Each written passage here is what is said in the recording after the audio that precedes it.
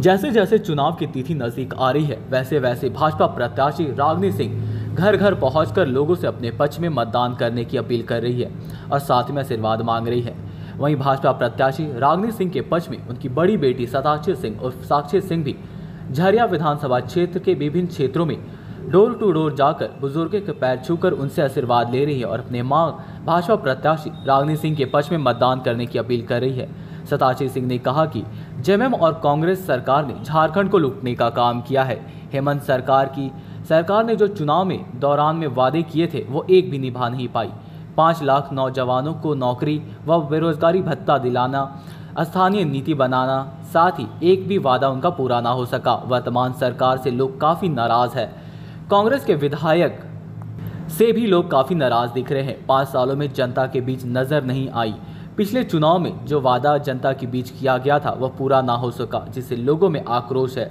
जनता भी इस बार बदलाव को मूड में दिख रही है। भाजपा प्रत्याशी रागिनी सिंह हमेशा जनता के बीच रही, निस्वार्थ भाव से लोगों की सेवा कर रही है। सताक्षी सिंह ने मतदाताओं को समझाते हुए कहा कि कांग्रेस और जेएमएम की सरकार किसी को भला नहीं चाहती। निवर्तमान विधायक अपने 5 साल के कार्यालय में कभी जनता के लिए सुध नहीं ली और ना ही झरिया के विकास के लिए उन्होंने कोई गंभीर प्रयास किए। आज जनता द्वारा जवाब मांगे जाने पर वह जनता को बरगलाने की कोशिश कर रही है, लेकिन झरिया की जनता समझदार है, उन्हें अपने पराई की पहचान है। भाजपा की डबल इंजन सरकार के मध्य से शहर का चौमुखी विकास होगा और महिलाओं को सम्मान मिलेगा। झारखंड में भाजपा की सरकार शपथ लेते ही सबसे पहला काम दीदियों को 2100 रुपये प्रति महीने दिलाने का काम करेगी। इसके लिए गोगो दीदी योजना की पूरी तैयारी कर चुकी है।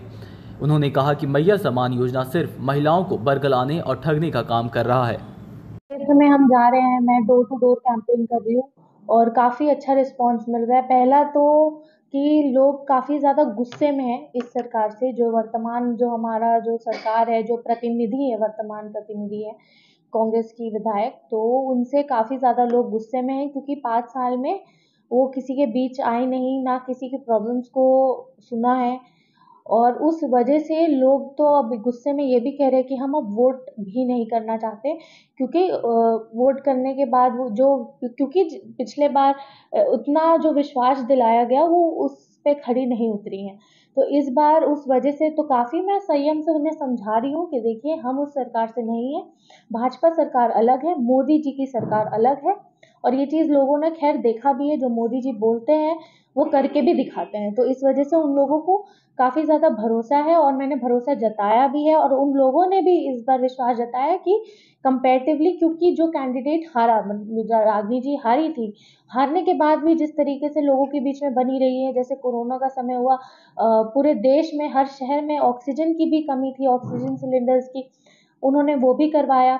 राशन घर घर में खुद ही पहुंचाया है, एम्बुलेंस दिए हैं और ऐसे कई भी चीज़ें हैं जो इन 5 सालों में जो एक प्रतिनिधि की जिम्मेदारी थी वो बखूबी मेरी माँ ने, रागिनी जी ने झरिया को दिया है। सारी सुविधाएं जो अपने स्तर से वो दे सकती थी, एक सरकार में ना होने के बाद भी अपने स्तर से वो जितना कर सकती थी उन्होंने किया।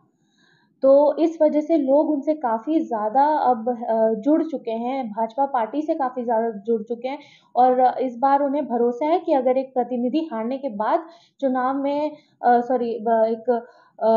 24 में से 20 घंटे उनके बीच रह सकती है, तो हार जीतने के बाद तो फिर वो एक विधायक के तौर पे जब उनके ऊपर और जिम्मेदारी बढ़ेगी तब तो फिर वो बखूबी उस चीज़ को निभाएंगी।